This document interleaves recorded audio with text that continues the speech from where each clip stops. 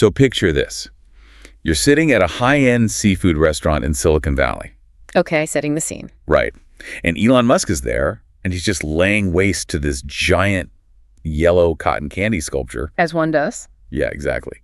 And he's just finished off this plate of fried lobster that's soaked in like black squid ink. Oh, wow. Yeah. And he locks eyes with his biographer, Ashlee Vance, and he just asks this single really piercing question. He says, "Do you think I'm insane?" That is quite the question to get hit with over dinner. I mean, right. It's intense. But to really answer it, you have to look past the surface. You asked us to look past the shiny metal of the rockets, to understand the actual mechanics of ambition. Yeah, because the finished product always hides the process, right? Exactly.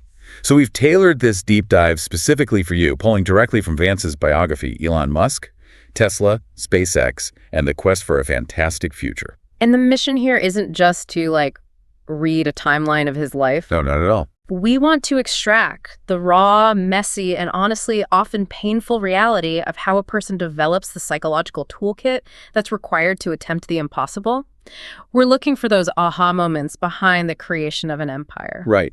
And I feel like to judge a person's sanity or answer that dinner question, you have to contrast their mindset with what everyone else was thinking at the time. You really do. You have to look at the world he was operating in during those early 2000s, which was honestly a profound tech depression. Okay, let's unpack this because the vibe in Silicon Valley was just completely different back then. Oh, it was the ultimate .com hangover.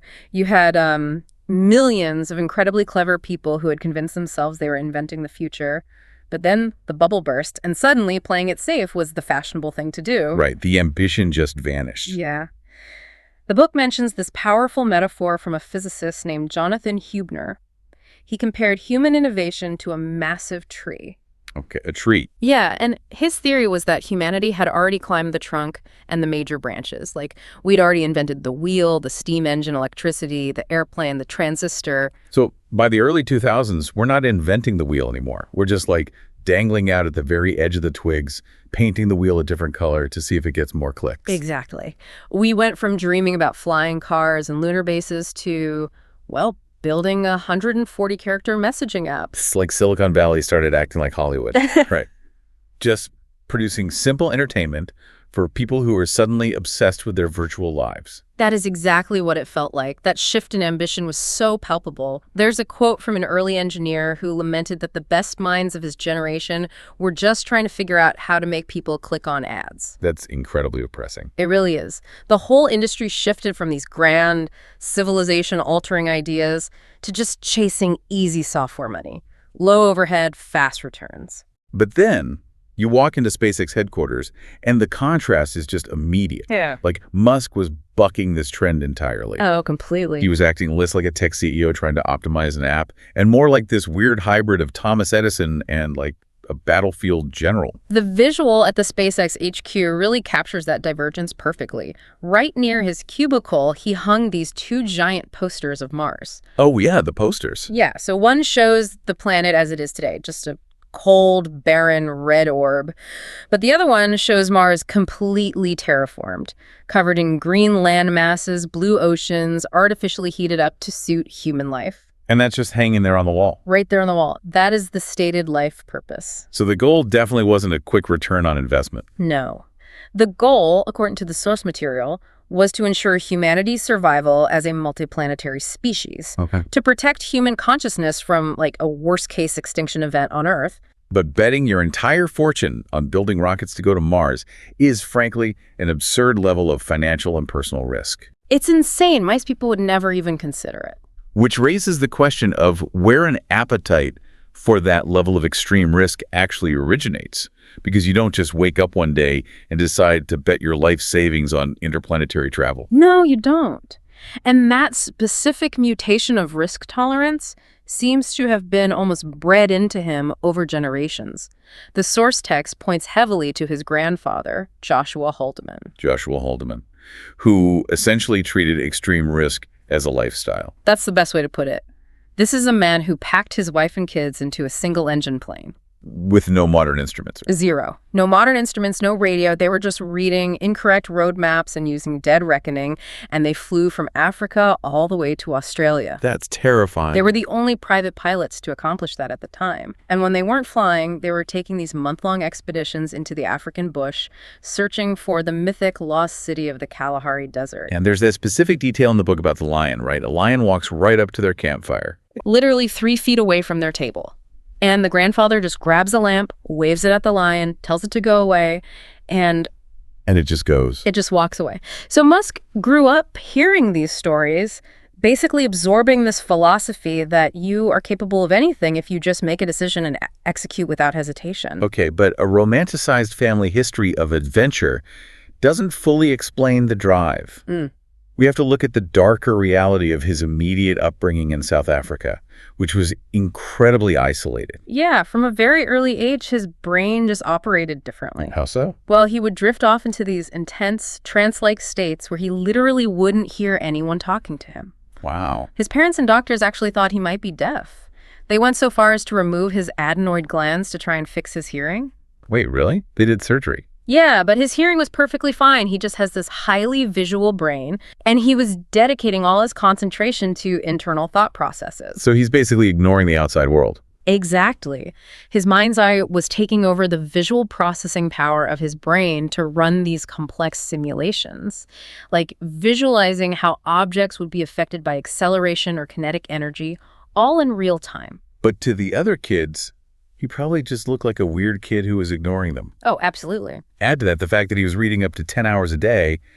He churned through 2 entire sets of encyclopedias, and he had a photographic memory. So if a kid on the playground said they were scared of the dark, Musk would correct them. Right. He'd explain the physics of it, that dark is merely the absence of light. Which is not what a kid wants to hear.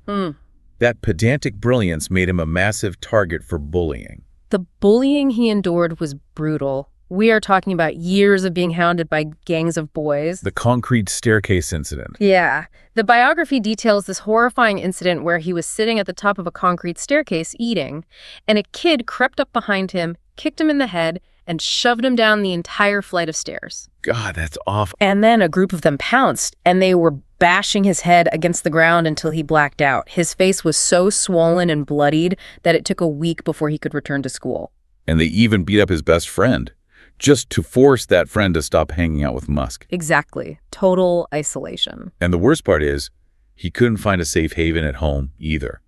His family is tight-lipped about the exact details, but both Musk and his brother Kimball describe living with their father Errol as a form of psychological torture. Yeah, they endured these hours-long lectures without being allowed to speak or defend themselves.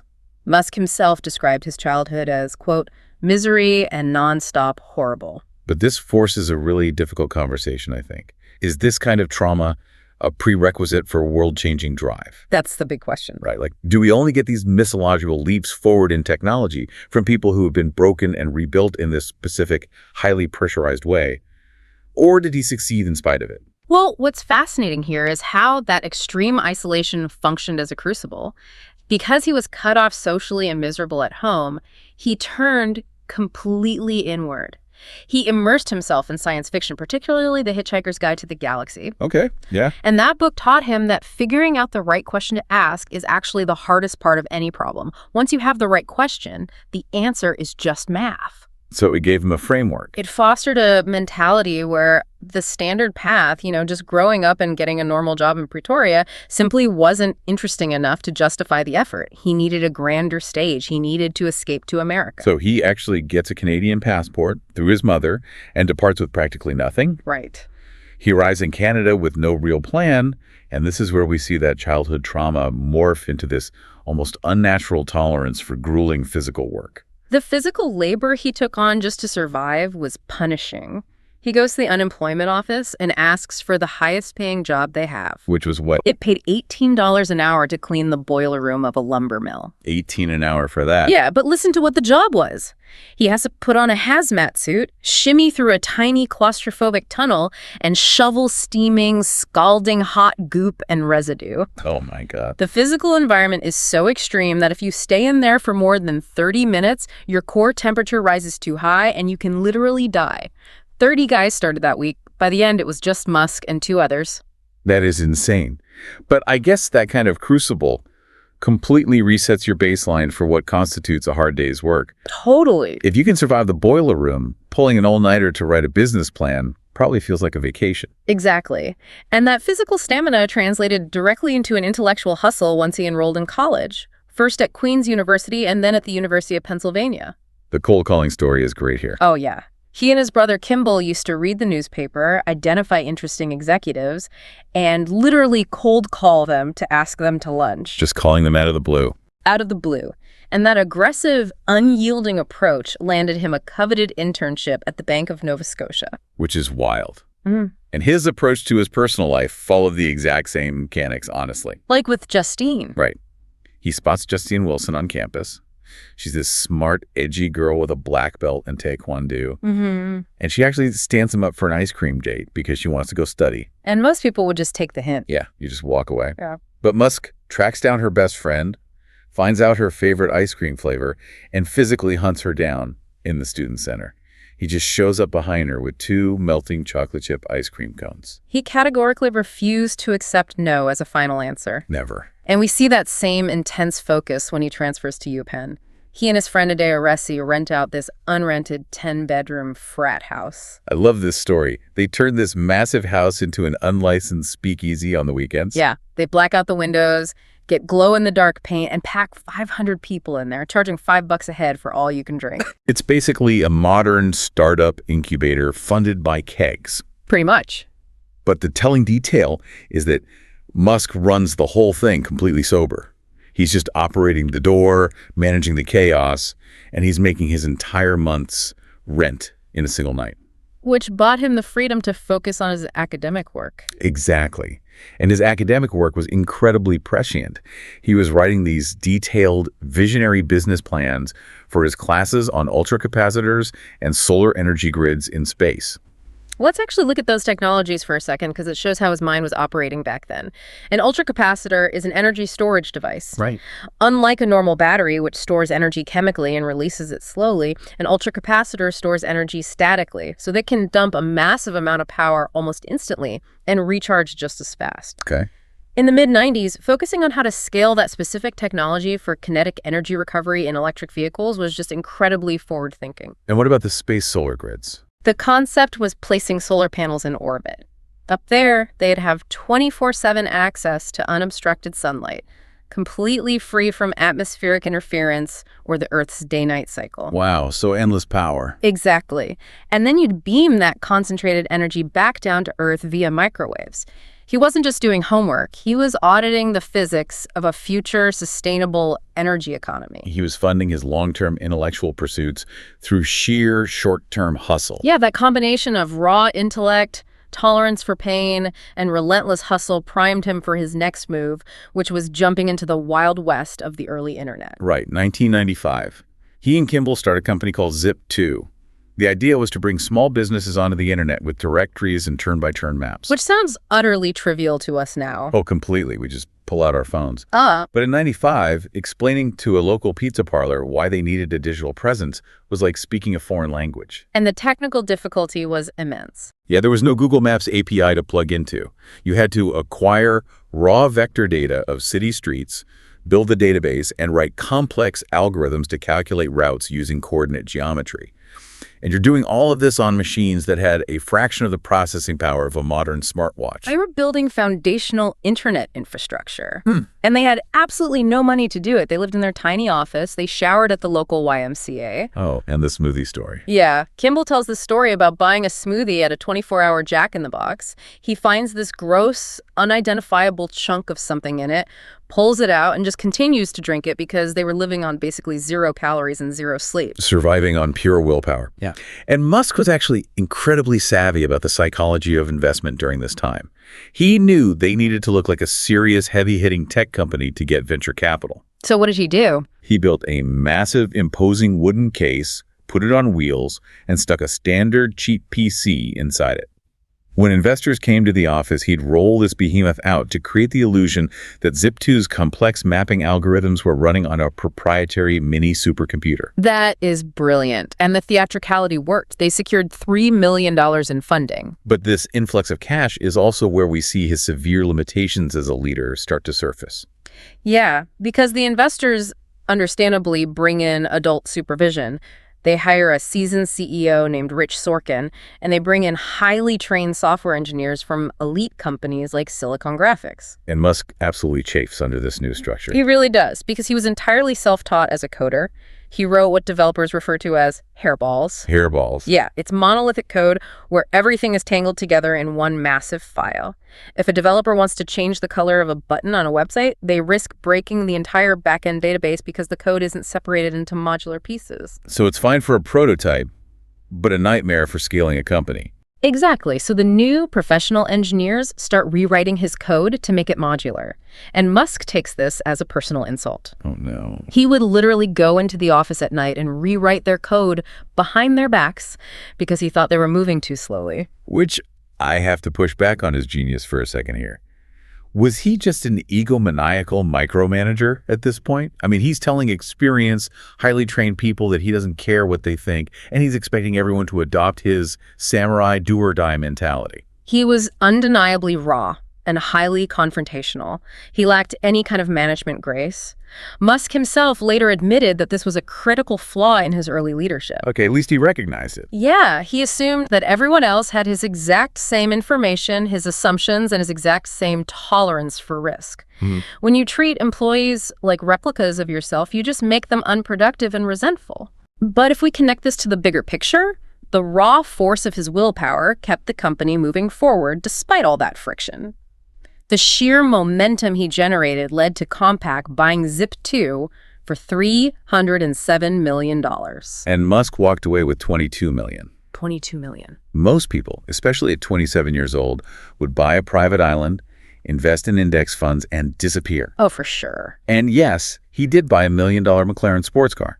Yeah. But his psychology physically wouldn't let him stop. He immediately doubled down on an even more complex, highly regulated industry, risking almost everything he had just earned. He set his sights on the banking industry. He viewed it as archaic, slow-moving, and totally ripe for digital disruption. And his lack of reverence for bankers traces back to that internship at the Bank of Nova Scotia. Right, the Brady Bonds story. This perfectly illustrates how he sees the world. During his internship, he's tasked with analyzing the bank's portfolio of debt from developing countries. And he realizes there are these financial instruments called Brady Bonds, where the U.S. government is essentially backing the sovereign debt of countries like Brazil. Okay, so U.S. backed. Yes. He runs the math and sees that the Brazilian debt is trading at 25 cents on the dollar, but the U.S. government backstop value, like the guaranteed floor, is 50 cents. Oh, wow. It's a massive arbitrage opportunity. Exactly. Because arbitrage is simply buying an asset in one market and simultaneously selling it in another at a higher price, right? Profiting from the temporary difference. And in this case, there was no default risk because of the U.S. backing. It was essentially free money, guaranteed by Uncle Sam. So what did he do? He calls Goldman Sachs, confirms the bank can buy billions of dollars of this debt, and runs to his boss, pitching this massive, mathematically risk-free win. Yeah. And the bank's CEO kills it. Simply because they'd been burned on Brazilian debt in the past.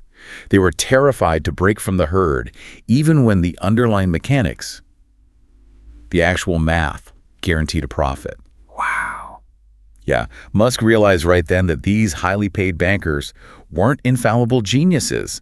They were just following each other off a cliff, ignoring a pile of gold in the middle of the room because nobody else was picking it up. And that epiphany that the experts are often paralyzed by herd mentality that gave him the confidence to take them on, he poured $12 million of his own money, which was more than half of his personal fortune, into a new company called X.com.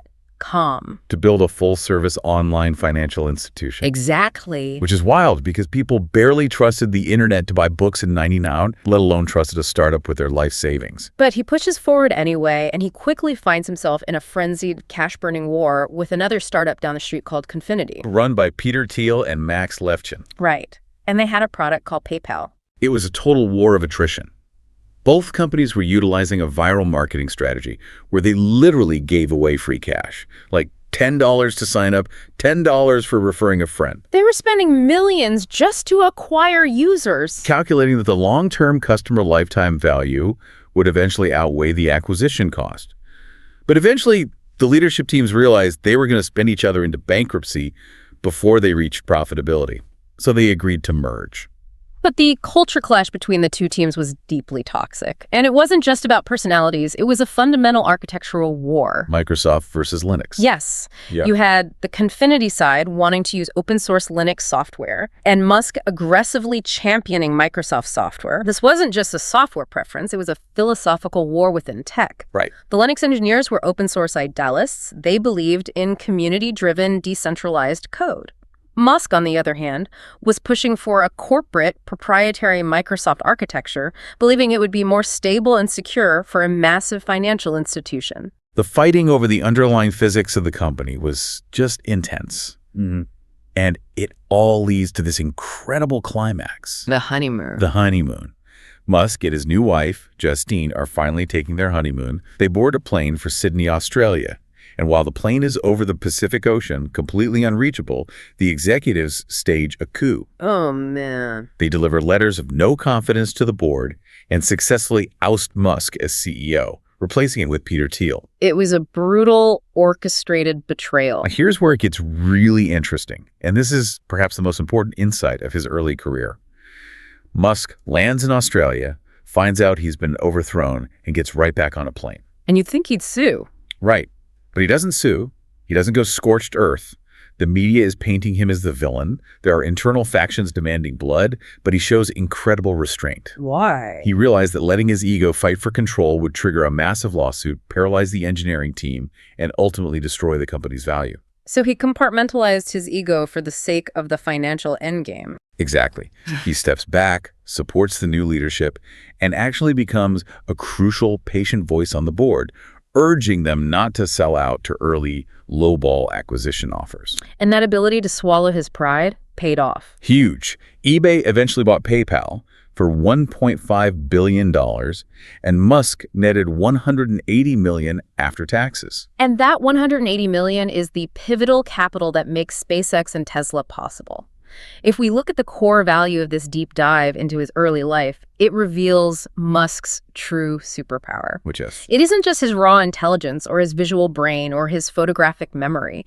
It's his ability to question basic assumptions and analyze a problem from the ground up, coupled with a complete inability to accept the word no. So what does this all mean for us? Well, this raises an important question for you listening right now. Think about your own industry. How often do we limit our own potential because we are safely following the herd, rather than doing the hard work of analyzing the mechanics of a problem from scratch? Like, how many piles of gold are you walking past because nobody else is picking them up? That is such a great takeaway. Thank you for letting us build this deep dive specifically for you. Right. But before you get back to your day, we want to leave you with one final thought to go on. Yeah.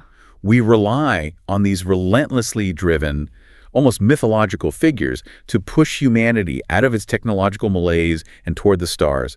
We want the green, terraformed Mars. We want the electric future. Right, we want the results. Exactly.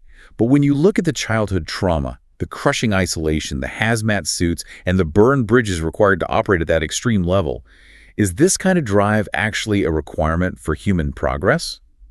Or is it simply a psychological bug, a glitch in the human operating system that the rest of us are just lucky to benefit from? Something for you to think about the next time someone asks, "Do you think I'm insane?"